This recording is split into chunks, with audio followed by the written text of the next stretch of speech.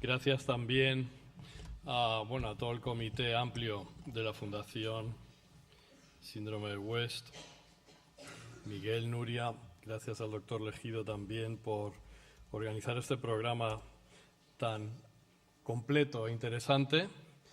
Gracias a la audiencia por la motivación que veo que se observa. Tengo entendido que dentro de la audiencia tenemos un grupo heterogéneo, ¿no?, de pacientes, personas que viven la epilepsia de cerca, de profesionales que trabajan con pacientes con epilepsia de sus familiares y de médicos.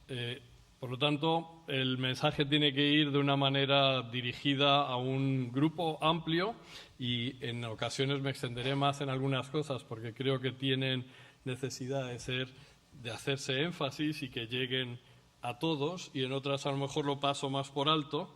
Así que voy a, como quien dice, usar mi intuición para decir las cosas y transmitir el mensaje de la manera correcta. Me toca hablar de la cirugía de la epilepsia. Es un campo en epilepsia. La cirugía ha sufrido una evolución importantísima en los últimos 20 años. Y quiero hacer hincapié en esto porque muchas veces en la consulta vemos pacientes que se quedan extrañados porque oyen un mensaje muy diferente un día y 2 años después escuchan un mensaje que es otra historia. Y es que realmente estamos en una de las áreas de la medicina que está en una evolución progresiva amplia. Y por eso le dedicaré un tiempo. Pero, sin embargo, y a pesar de que esto está en evolución, y evolución quiere decir más posibilidades de tratamiento quirúrgico, más posibilidades de ayudar mediante la cirugía a más pacientes, no con ello quiero decir que siempre sea una opción, sigue habiendo limitaciones, pero la realidad es que desde hace muchos años ya en el colectivo de médicos que nos dedicamos a la epilepsia y a la cirugía venimos insistiendo en que es importante que los pacientes se valore pronto la posibilidad de cirugía. De hecho, aunque hoy en día tenemos ya una definición clara de lo que es la epilepsia refractaria y, por lo tanto, al ser refractaria hay que valorar la opción de cirugía, tenemos una definición del año 2010 en el cual la Liga Internacional contra la Epilepsia indica que si 2 fármacos antiepilépticos no controlan las crisis, se debe plantear la cirugía de epilepsia. Y aunque esto se dice en el 2010, ya desde el 92 se venía diciendo un mensaje similar. 1 año, 2 años de no control de crisis, probar hasta 3 fármacos se llegó a decir, pero nunca 8, 9 o 10, se debe intentar. No obstante, entendemos que los neurólogos que están viendo a los pacientes en ocasiones se encuentran con situaciones en las que de entrada piensan que la cirugía no es una buena opción. Y por eso es importante ir a las fuentes, al origen de estas recomendaciones. Y uno de los estudios quizá que mejor definen cuál es la posibilidad, la probabilidad de que una epilepsia se pueda controlar tras sucesivos medicamentos es este trabajo. En este trabajo se indica que cuando falla que el primer fármaco que probamos consigue el control de crisis en un 62% de los pacientes. De esos que no han sido controlados, pasamos al segundo medicamento y vamos a conseguir el control en un 42% más o menos de pacientes.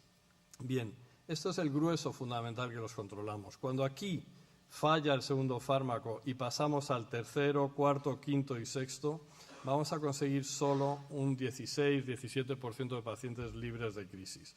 Y cuando ya entramos en el séptimo, octavo, noveno, etcétera, la probabilidad es prácticamente 0. Por esto, este punto de inflexión, 2 fármacos, valorar cirugía, o si la cirugía no es una opción viable, intentar algunos medicamentos más, pero no muchos más para probar la cirugía, estudiar si la cirugía es una opción. De hecho, hace una semana, una de nuestras revistas fundamentales, el New England Journal of Medicine, nos viene a contar algo mediante un estudio muy bien diseñado que ya se había hecho en adultos para epilepsia temporal, en este caso se hace para niños. Es un estudio en el que, aprovechando las listas de espera que hay para hacer una valoración quirúrgica, en niños, en 116 niños, a unos de ellos los estudian rápidamente, mientras que a los otros siguen por el conducto adecuado de esperar un año para la evaluación quirúrgica. Aquellos niños que fueron operados pronto consiguen enseguida el control de crisis en 44 de los 57, es decir, en un 77% de ellos consiguen el control de las crisis. Muchos de ellos, evidentemente, siguen tomando medicación, es decir, no es excluyente el tratamiento farmacológico del médico. La mayoría de los pacientes siguen tomando medicinas después del tratamiento quirúrgico, pero muchas veces toman menos cantidad de medicinas, tienen menos efectos adversos. Sin embargo, aquellos que en ese año todavía no se habían operado tienen solamente un 9% que consiguen el control completo de las crisis. Pero es que lo que es muy importante y que ya ha señalado la doctora Pérez Jiménez es que no solo mejora la epilepsia, mejora su conducta, cómo se miden estas escalas, mejora su cociente intelectual, los problemas asociados de dificultades de relación y socialización que con frecuencia acompañan a las epilepsias infantiles. En base a esto, pues creemos, y aquí en un tiempo, pues después de publicarse esta definición de epilepsia farmacoresistente, hicimos hincapié un poco en un concepto que suelo transmitir. Como es prácticamente imposible hacer la evaluación prequirúrgica en todos los pacientes que tienen epilepsia refractaria, que se haga de alguna manera de forma gradual. Es decir, aquellos pacientes que tienen probabilidades ya muy altas de ser localizados y tratados, que se haga la cirugía precozmente. Incluso a veces, decimos en este trabajo, puede no ser necesario esperar 2 fármacos, porque hay epilepsias que responden también a la cirugía que tienen una elevada probabilidad de controlarse. Mientras que esos otros que tardaríamos más y que tienen menos probabilidades, pues esperar a lo mejor a probar un tercer, cuarto fármaco, pero desde luego no demorarlo años y años, como desafortunadamente todavía vemos en los centros de cirugía de epilepsia.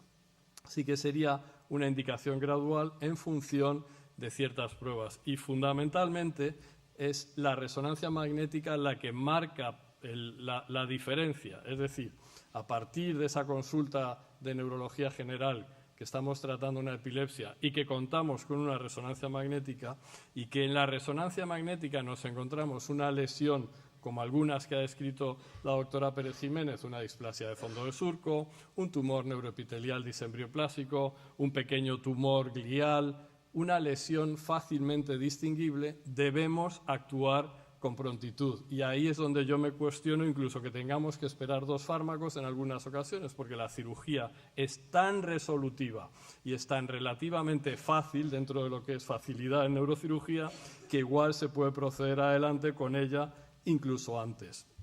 Esto es un ejemplo de un tumor neuroepitelial disembrioplásico que podéis ver aquí. ¿Qué cosas tiene así que lo hacen fácil de acceso quirúrgico? Primero, es el hemisferio derecho. Es una región encefálica que tiene menos probabilidad de dar lugar a la cirugía a déficit de lenguaje, cognitivos, etc. Segundo, es superficial. El cirujano solamente tiene que abrir piel, cráneo y se va a encontrar la lesión inmediatamente y la va a poder extirpar completamente. Tercero, está en una zona alejada de vías ópticas, con lo cual hay una probabilidad muy alta de poder extirparlo sin causar déficit.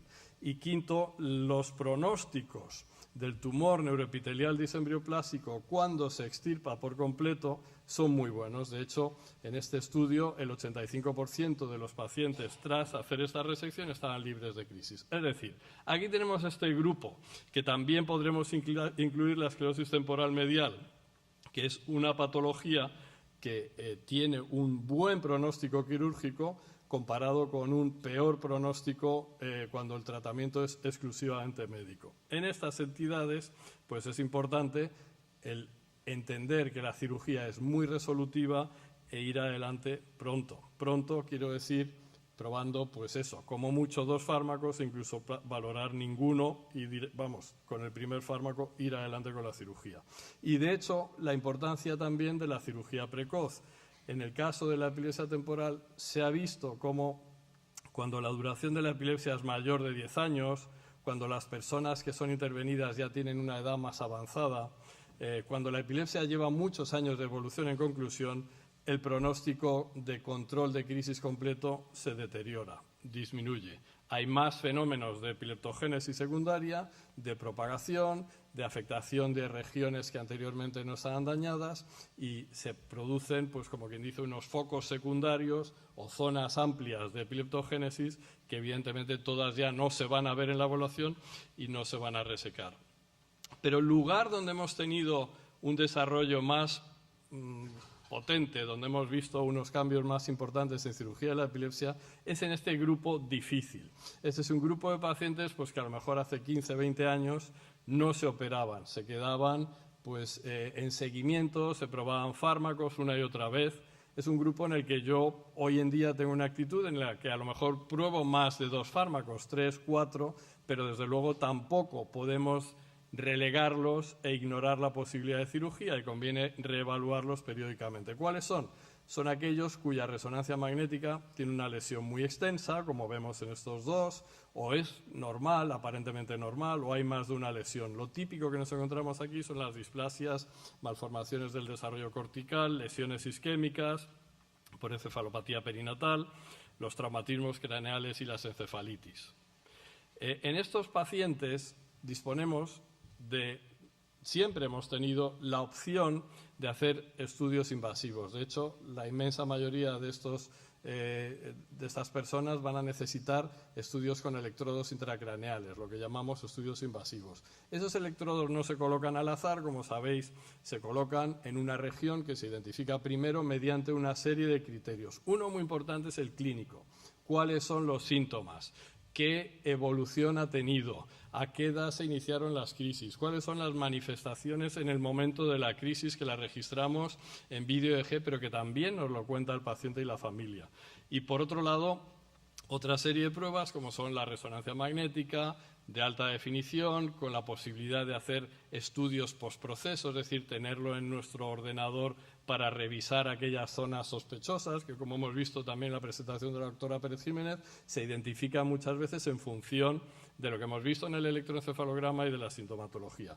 Antiguamente contábamos con técnicas más invasivas, como son la colocación de electrodos subdurales. Los electrodos subdurales requieren una craneotomía amplia, se toleran mal, son procedimientos tan invasivos que si no estás casi seguro que este paciente se va a operar, normalmente no los usas. Pero hoy en día contamos con una técnica que es muy antigua, pero que funciona cada vez mejor, que es la estéreo EEG.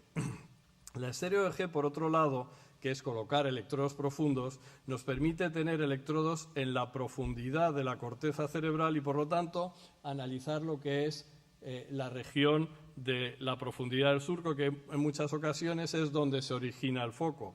Los electrodos subdurales pues no llegan ahí y de esta forma en el electrodo subdural una descarga que se origina en la profundidad cuando llega a la superficie ya está muy extendida y puede verse sincrónicamente en una zona muy amplia. Mientras que los electrodos profundos siempre habrá alguno que esté un poquito más cerca y vamos a ver que ese es el que se activa primero antes de propagar a otras zonas. ¿Qué pasa con los electrodos profundos que realmente se vienen utilizando desde los años 60? Bueno, ¿por qué ha cambiado la historia? Ha cambiado porque antaño no teníamos la posibilidad de poner los electrodos de una manera más precisa. Lo que hacían los padres un poco de la cirugía de la epilepsia, por ejemplo, el doctor Taylarac y el equipo de Marsella, era una colocación simétrica en ambos hemisferios, explorando una gran región tanto frontal como temporal. En otras zonas que emularon un poco este sistema, como en la Universidad de Yale, pues también tenían un sistema que era siempre igual, de colocar un electrodo en el lóbulo temporal, otro en la región frontoparietal y otro frontal. Este procedimiento pues tiene muchas posibilidades de perder información de regiones que no están directamente en contacto con el electrodo y por lo tanto tenía una aplicación relativamente limitada. Se conseguían buenos resultados en condiciones pues muy favorables y no tan buenos en muchísimas otras situaciones. Lo que tenemos hoy en día es que gracias a la semiología, la clínica, la resonancia magnética, el PET, etcétera, podemos hacer una aproximación, yo lo suelo decir, entre el 15-20% del cerebro sabemos que tiene que estar en esa zona, que es un 15-20%, y ahí podemos cargar con bastantes electrodos profundos y de esa manera hacer registros que tienen muchísima más probabilidad de localizar. Todo esto, como decía, viene de la mano del mejor conocimiento de la semiología de las crisis, de que tenemos vídeo EEG disponible varios días y retirar la medicación y ver las crisis, y por supuesto reconocemos los patrones EEG que acabamos de ver, la resonancia, las pruebas de imagen funcional y el postproceso de la resonancia. Postproceso decimos a eso que es releer la resonancia magnética una vez que estás estudiando al paciente y viendo el patrón EEG y la localización, dirigir tu atención ahí. Bueno, pues fijaros cómo han cambiado las cosas desde que tenemos todo eso.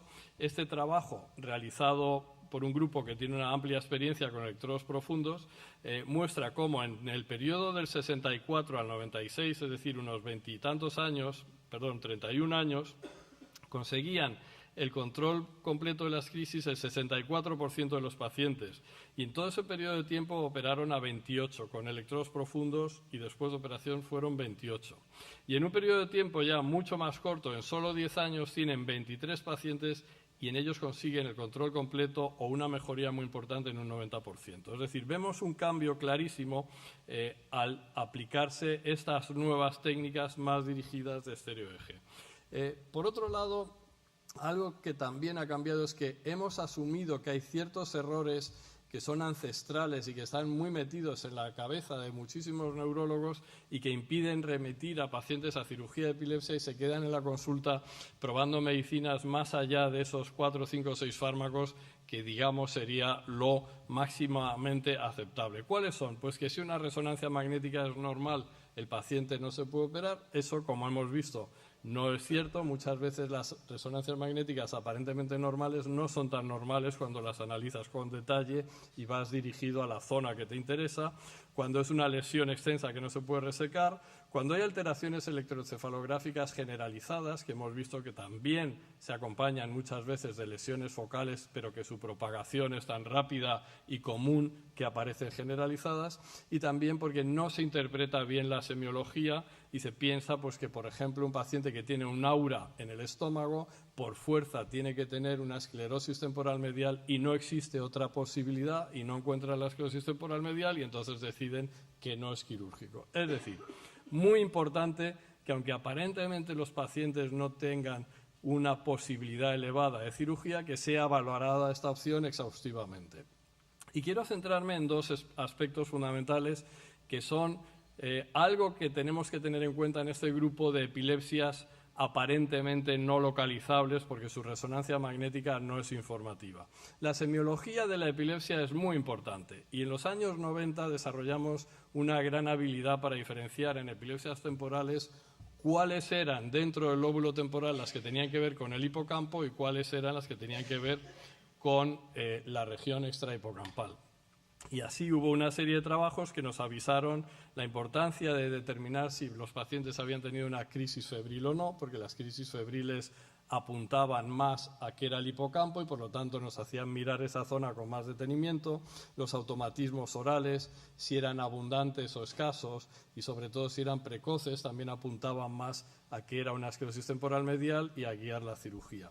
Pero desde los años 2000 el desarrollo es en analizar la semiología ha pasado también a otras regiones más difíciles de estudiar, que son las regiones fuera del lóbulo temporal. Siempre hemos pensado que la cirugía del lóbulo temporal, sabemos, es más relativamente de realizar porque es un lóbulo que es más fácil de estudiar mediante semiología, electroencefalografía y, por supuesto, resonancia magnética.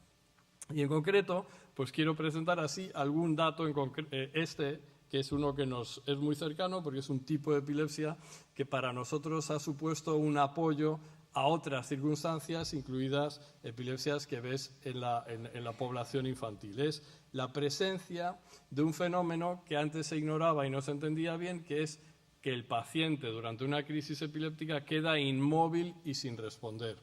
Hace años, cuando un paciente nos decía o la familia nos decía, no es que se queda quieto y no responde, todos nos habían educado en pensar que eso era una ausencia o una crisis parcial compleja, es decir, asumíamos que esa persona que quedaba inmóvil y no respondía, además tenía alteración de la conciencia, es decir, amnesia, incapacidad de reacción, y siempre llevábamos el diagnóstico hacia aquellas zonas cuya activación produce amnesia, como suele ser el lóbulo temporal.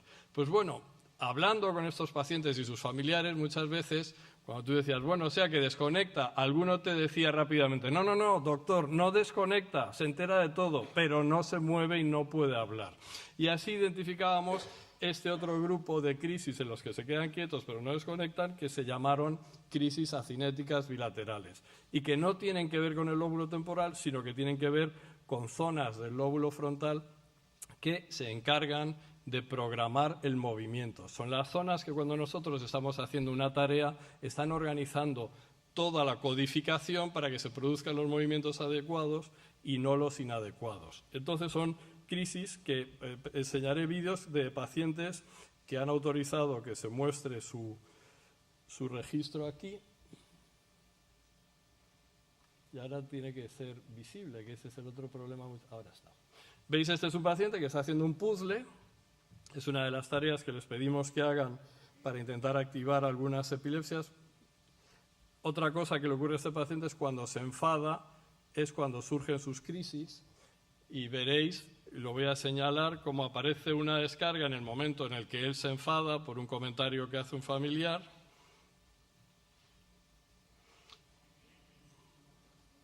Aquí es donde se enfada, ese es el artefacto de movimiento.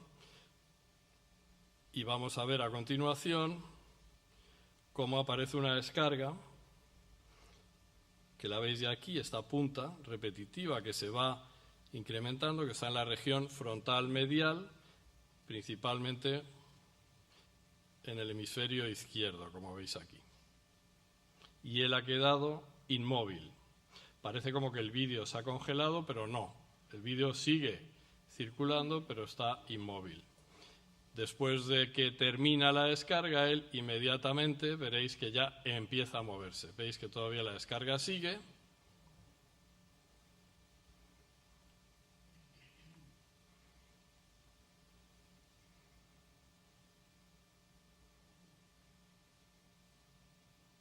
Él sigue inmóvil, perfectamente quieto. Nos dice, cuando le preguntamos ¿qué te pasa?, dice que es que no me puedo mover, intento pero no lo consigo. Termina la descarga y ya se mueve. Lo podéis ver, ¿no? Es un tipo de descarga que podemos localizar en la región medial y que cuando nos lleva a mirar con detenimiento, como en este caso, la resonancia magnética, pues vemos que pequeñas cositas que a lo mejor habríamos pasado por alto tienen que ver con esta región y por lo tanto con esta crisis. Es ese postproceso. Vemos la resonancia en el contexto clínico y allí donde sospechamos que existe una lesión nos encontramos una, digamos, sutilidad, algo leve, pero que está en el lugar correcto y que muchas veces es el marcador de una displasia cortical. Insisto en la importancia de la semiología. Hoy en día hay un montón de trabajos que han ido aportando más datos de la semiología, de las características clínicas, de lo que hace el paciente durante las crisis, y nos lleva pues al cíngulo anterior, pues la cara de puchero, que es esta versión inferior de las comisuras labiales, y hay muchísimos descritos en la literatura. También quiero hacer hincapié en el valor del electroencefalograma. Hay trabajos que muestran cómo el electroencefalograma en la epilepsia temporal tiene una tasa de concordancia con el foco muy alto, 93%. Y en otros casos, como la región frontal medial, muy poco. Este que hemos visto, que era frontal medial, se veía bien, pero hay otros que no se ven bien porque están artefactados por movimiento. Aquellos que en vez de quedarse quietos tienen hiperactividad, que es otra característica del lóbulo frontal, no se ve. Pero el que no se vea y la hiperactividad ya te está contando dónde probablemente es el foco, es decir, el hecho de que el electroencefalograma tenga una tasa de resultados baja ya es en sí información. Esto no quiero que lleve al nihilismo, decir el electroencefalograma no sirve de nada, como a veces he oído decir. Sí sirve, porque cuando no veas eso y ves que se mueve mucho, ya te estás dirigiendo, por ejemplo, al lóbulo frontal medial. Ejemplos de cómo se integra todo esto. Bueno, este es un paciente en el que, fijaros que con todo, 14 años, diestro, tenía un inicio de la epilepsia a los 6 años, eran crisis parciales complejas y secundariamente generalizadas, con muchas caídas e ingresos, pero lo más importante que nos dijo es que en el 90% de sus crisis notaba como si le hablasen o los ruidos fuesen filtrados, distorsionados, como a través de una radio mal sintonizada. Y era importante esto porque en la resonancia magnética tenía una lesión muy extensa en la región perisilviana del hemisferio derecho. Como veis, esto es una región muy amplia, que veis aquí otra vez, y que si lo veis en una visión lateral también es muy amplio y que abarca también zonas en las que hay movimiento, como es el córtex frontal, y si se hiciese una resección extensa de todo ello, inevitablemente llevaría consigo una hemiplegia o una hemiparesia afectando a extremidades izquierdas. Aquí lo veis en otro corte, como es de extenso. Bueno, algo que nos llamó mucho la atención es ese aura auditiva. Y la región auditiva del córtex está principalmente en esta región de aquí, que es el lóbulo temporal superior, y sobre todo en esta región posterior del lóbulo temporal. Así que se explora con electrodos profundos y, un poco sorpresa, porque esperábamos ver patrones muy generalizados, nos encontramos con que el electrodo que está descargando de una manera muy precisa cuando todos los demás están bien es precisamente ese que está en la región posterior temporal izquierda y que lentamente va propagando, va extendiéndose a otras regiones adyacentes. Con lo cual, a pesar de tener una lesión muy amplia, la zona epileptógena está muy localizada. Es un paciente con el que se pudo hacer una cirugía, se resecó aquello que era epileptógeno, aquello donde se propagaba de forma secundaria y que era seguro extirpar, y es un paciente que está desde hace ya varios años libre de crisis y estudiando y haciendo una vida normal. Importante también, por lo que ha comentado también la doctora Pérez Jiménez anteriormente, es esos patrones EEG que parecen generalizados y que se dan principalmente en niños por esa capacidad que tienen de conectividad mayor que los adultos, ese cerebro que está preparado para el aprendizaje. Un niño, cuando está leyendo, se dice que en media hora ha creado miles de conexiones neuronales, cosa que a mi edad pues no lo consigo ni por mucho que me esfuerce, pero a las edades y sobre todo hasta los 18 o 19 años pues tienes un cerebro hiperconectable, cosa que me gustaría que podamos desarrollar para edades posteriores. Pero bueno, la cuestión es que hay un trabajo reciente también que nos muestra cómo estos espasmos epilépticos, estas crisis que aparentemente son generalizadas, pero que muchas veces cuando las analizas con detalle te encuentras con datos sutiles que te indican localización, como son asimetría en el movimiento, el espasmo no es simétrico, es más de un brazo que del otro, pues el tratamiento quirúrgico tiene también unos resultados buenos. ¿Cuáles son? Pues fijaros aquí que en esta serie, con niños entre 3 y 17 años, el 74% consiguen lo que se llama Engel 1A, que es muy buen pronóstico, es decir, control prácticamente absoluto de las crisis. Había un grupo que estaban muy localizados, en los cuales se hacía una resección focal, y había un grupo que era de todo un hemisferio, en los cuales se hacía pues, prácticamente lo que es eliminar ese hemisferio desconectándolo. Claro, cuando eliminas todo el hemisferio, las probabilidades de éxito son mayores. También es cierto que los déficits son mayores, pero sí, cuando es focal, fijaros que hasta un 70% quedan libres de crisis. Mejor pronóstico cuando la cirugía se indica pronto, en los 3 primeros años del inicio de la epilepsia. Cuando ya se alarga el tiempo y han pasado ya más de 4 años, las probabilidades de control de crisis ya empiezan a bajar, como veis.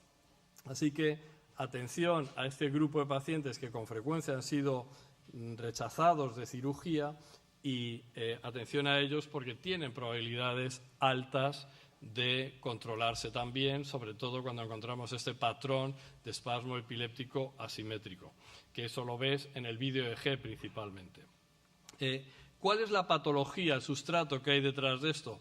Hay un consorcio europeo de análisis de anatomía patológica que nos cuenta cómo existe una diferencia entre niños y adultos en la probabilidad de encontrarte principalmente trastornos de la migración neuronal. Las malformaciones corticales son la primera causa de estas epilepsias en niños, mientras que en adultos baja la segunda posibilidad, y siendo la esclerosis temporal medial la principal en adultos y tercera en niños. Así que las patologías son las mismas, pero las probabilidades cambian. Y es este grupo de malformaciones corticales las que llevan consigo máxima actividad sináptica y de epileptogénesis secundaria. Y por eso esta combinación de edad infantil y lesiones que tienen gran capacidad de conectividad, la que lleva a estas epilepsias tan llamativas y tan aparentemente generalizadas, con tanta propagación, tanta epileptogénesis secundaria que vemos en la edad pediátrica.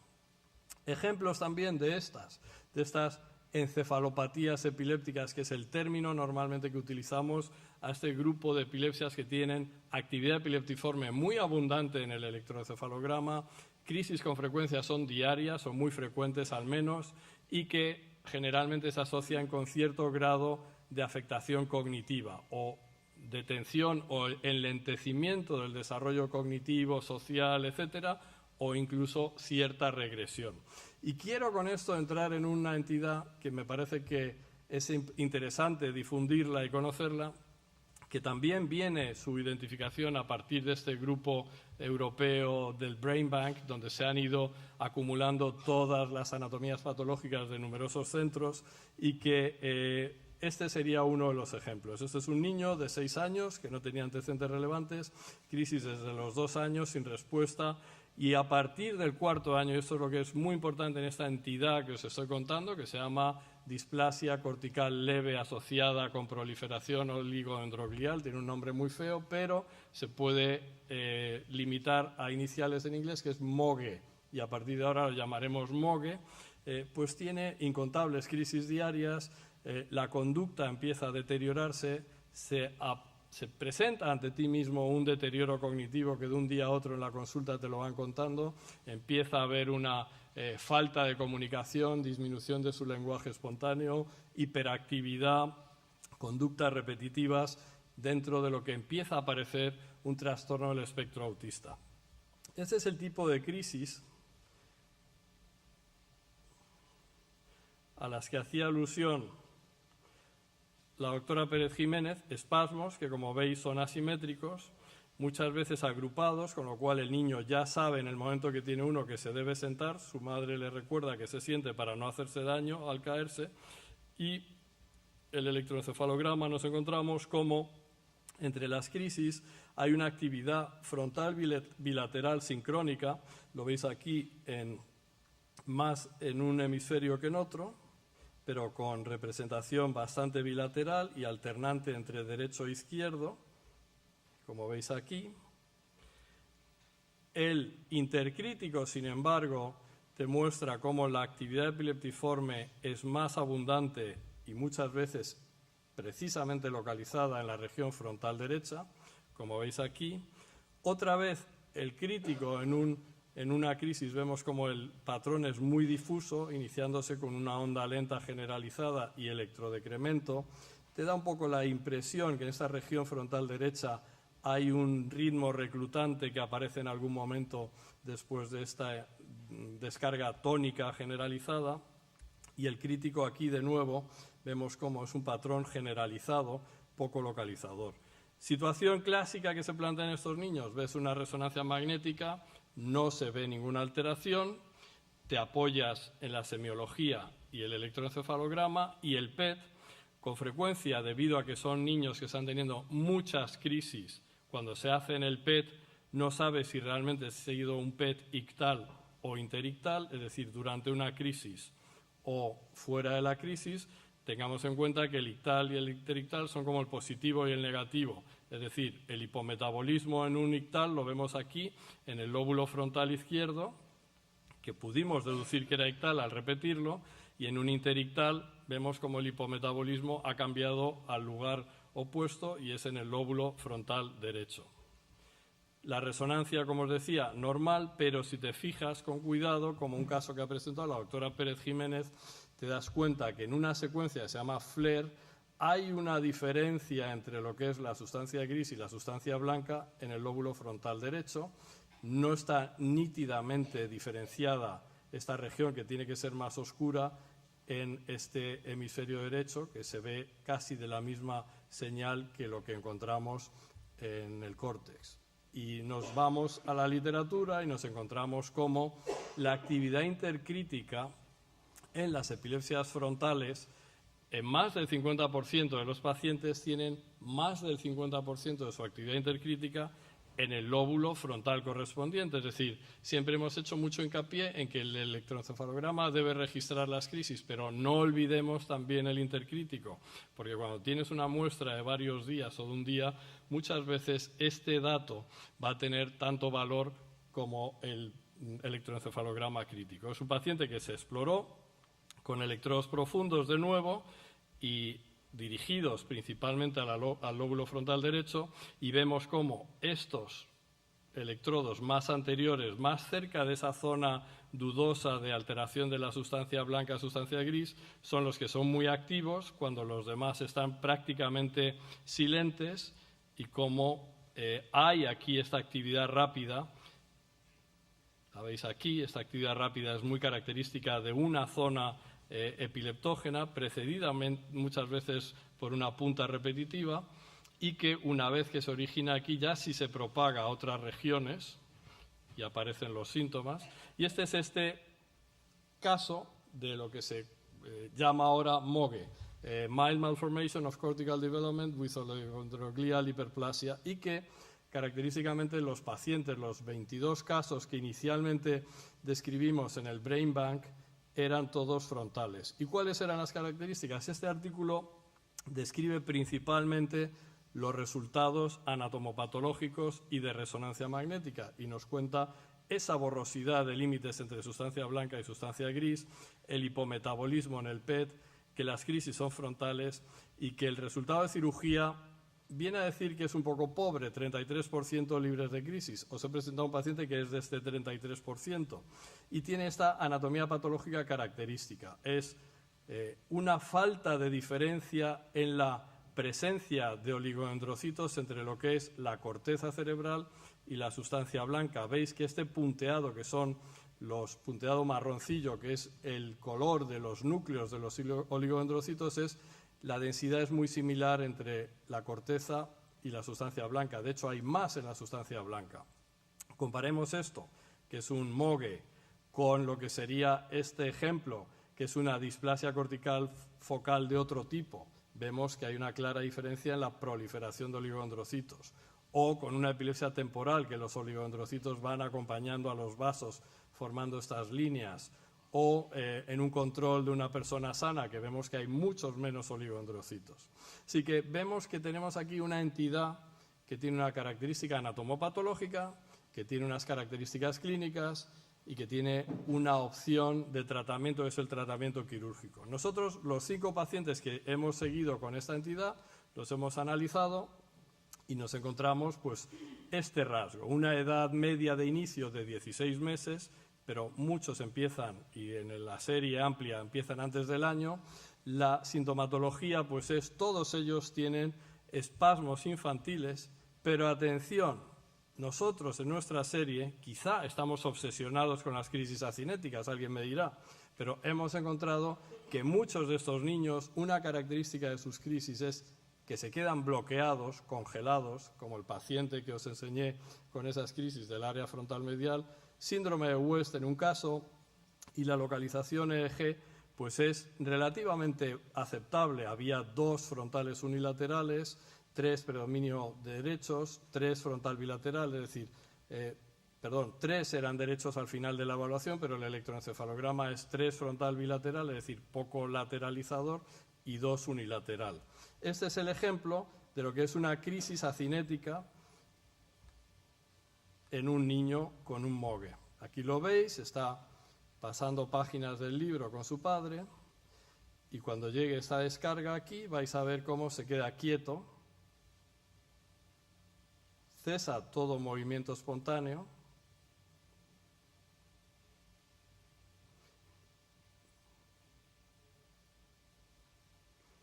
veis cómo la descarga sigue evolucionando, y cuando termina la descarga ya vuelve su movimiento espontáneo. Y nos encontramos esa descarga similar a la del paciente que os enseñé con la crisis acinética en la región frontal medial anterior, que es característica de este tipo de crisis. ¿Por qué es importante este síndrome? Bueno, lo que hemos visto es que hay un retraso, insisto en ello, son niños que su desarrollo cognitivo es normal inicialmente, empieza la epilepsia y sigue siendo normal, pero invariablemente todos empiezan a desarrollar fenómenos de tipo cercano al espectro autista, con disminución de funcionamiento social y un lenguaje, una conducta muy hiperactiva, obsesiva y perseverante. En la neuroimagen, pues en principio todos ellos pueden ser etiquetados como alteraciones leves, difusas en un lóbulo frontal o pueden ser considerados normales. Aquí veis en esta resonancia magnética cómo esta región medial, el borde no es tan nítido en este hemisferio derecho como lo es en el izquierdo. Aquí la vais a ver pasar para que podáis ver cómo otros cortes no se ve gran cosa, pero sí esa región medial no es tan nítida y parece que este córtex está un poco engrosado. El PET nos ayuda a apoyar esos hallazgos mostrando una zona de hipometabolismo en la región frontal medial, que en ocasiones, y aquí se ve ligeramente, se extiende a la región opercular. ¿Veis cómo es diferente el metabolismo en el hemisferio izquierdo que en el derecho aquí?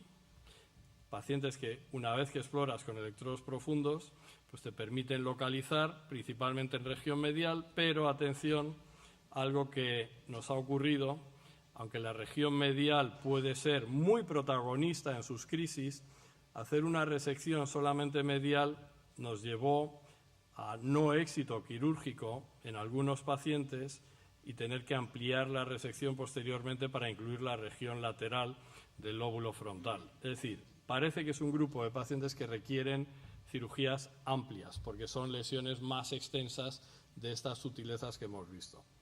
¿Cuáles han sido nuestros resultados? 3 tienen una mejoría mayor del 90% en el control de crisis, que tienen ya solamente crisis focales simples motores muy leves de un par de segundos de duración y no interrumpen su actividad, ya no se agrupan varias seguidas como antes de la cirugía. Como os decía, 2 hubo que reintervenir porque la resección había sido demasiado, digamos, optimista, con una resección demasiado limitada, y los 3 estos tienen además una clara mejoría cognitiva. En los otros 2 hay una mejoría en el control de crisis, las crisis son más leves e infrecuentes, ya no se caen, no hemos visto esa mejoría, se han quedado detenidos en ese deterioro cognitivo que había, no sabemos si eso realmente ha influido en la cirugía o habría sido la evolución natural de la enfermedad. En conclusión con esto, parece que es un grupo que es importante identificarlos pronto, que quizá hasta ahora han estado clasificados dentro de lo que son las displasias corticales leves, pero que tienen una respuesta especial y que parece que influyes en el futuro de estos chicos y de la evolución natural de la enfermedad. Así que, por concluir, creo que es importante plantear la cirugía de epilepsia de forma gradual, pero pronto.